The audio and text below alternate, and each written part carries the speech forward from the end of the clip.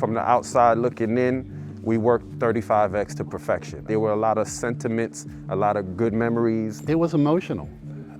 We've had some challenges here. Weather, buses breaking down, you name it, we've gone through it. We performed well and performed in a challenging environment. And I can't tell you how many times folks from other cities see how we got this done and their jaws would just hit the ground. So how do you guys do this? If it wasn't for that and the work of the folks over the years, you know, all these small cities that get served out of DCA, there would have literally been no service.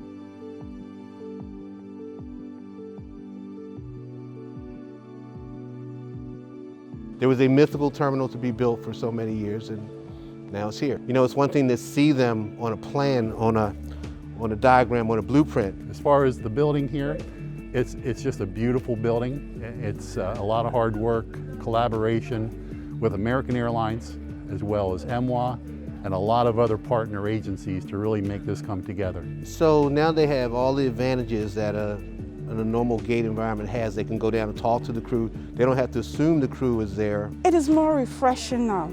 Customer interaction is much easier now because I can speak directly with my passengers. They wanted to prove that they could run a facility like this. These guys are pros. They've been doing it in a much more challenging environment. So now what we hope is that the customer experience and the service that they provide will echo that. When we were in 35X, we were working out of 3-4 gates. And that was very challenging for all the flight loads we were getting.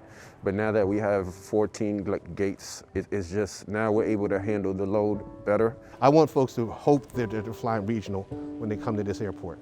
I don't want to go back to the past.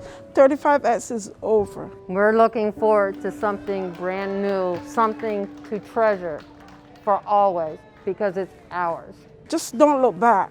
We're moving forward, look ahead.